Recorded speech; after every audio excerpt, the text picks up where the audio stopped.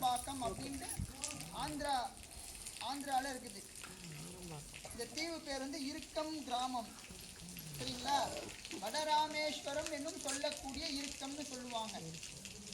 இங்க வந்து பாத்தீங்கன்னா ஆனந்தவல்லி சமேத அகத்தீஸ்வரர் திருக்கோவிலுக்கு நீங்க வந்திருக்கீங்க. இது வந்து 1800 வருடம் பழமை வாய்ந்த கோவில். இது வந்து சுவாமியானவர் ராமர் பிரதிஷ்டை பண்ணி மரகத கல்லால் ஆனவர். ராமேஸ்வரத்துல இருந்து கடல் மார்க்கமா கடல் ஒட்டினா மாதிரியே ராமர் வந்து 108 லிங்கங்கள் பிரதிஷ்டை பண்ணாராம். ராமேஸ்வரத்துல இருந்து சென்னை வரைக்கும். அதுல கடைசி லிங்கமா மரகத லிங்கம். நம்ம கோவில்ல இருக்கிறது மரகத லிங்கம். அதே மாதிரி நீங்க எந்த சிவன் ஆலயத்துக்கு போனாலும் சிவன் கோவில் உள்ள துளசி பிருந்தாவனத்தை பார்க்க முடியாது. நம்ம கோயிலில் மட்டும்தான் துளசி பிருந்தாவனம் அம்பாளுக்கு நேராக இருக்கும். சீதாதேவியால் நட்டு வச்ச துளசி அது காயும் வரும். வெயிலுக்கு காயறது சகஜம்தான். திருப்பியும் பனி காலத்துல பார்த்தீங்கன்னா பச்சை பசேல் இருக்கும். அதே மாதிரி இந்த உலகத்துல 2 சிவன் கோவில்ல மட்டும்தான் சிவனுக்கு துளசியால் அர்ச்சனை பண்ணுவாங்க. அதுல 2வது இடம் இது.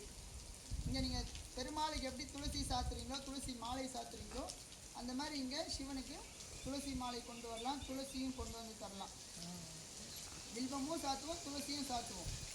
அதே மாதிரி நம்ம கோவிலோட ஸ்தல விருட்சம் அப்படின்னு நீங்க எடுத்துக்கிட்டீங்கன்னா எல்லா கோயிலையும் ஒன்று தான் சொல்லுவாங்க.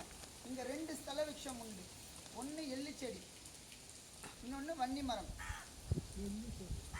ஆமா, எள்ளு தர்ப்பணம் விடுவாங்க அம்மாவாசை அன்னைக்கு அந்த எள்ளு செடி. ஆமா, இங்க வந்து பாத்தீங்கன்னா அகத்தியருக்கு சுவாமி அம்பாள் திருமண கோலத்துல காட்சி கொடுத்து தம்பதியா மட்டும் இல்லாம குழந்தைங்களோடவும் காட்சி கொடுத்தார். எப்படி சாமி அப்படின்னு நீங்க கேட்கலாம். எல்லா இடத்துலயும் சுவாமிக்கும் அம்பாளுக்கும் கல்யாண கோலத்துல மட்டும்தான் காட்சி கொடுப்பார் அகத்தியர் முனிவர். எதனால அகத்தியருக்கு காட்சி கொடுத்தாங்க?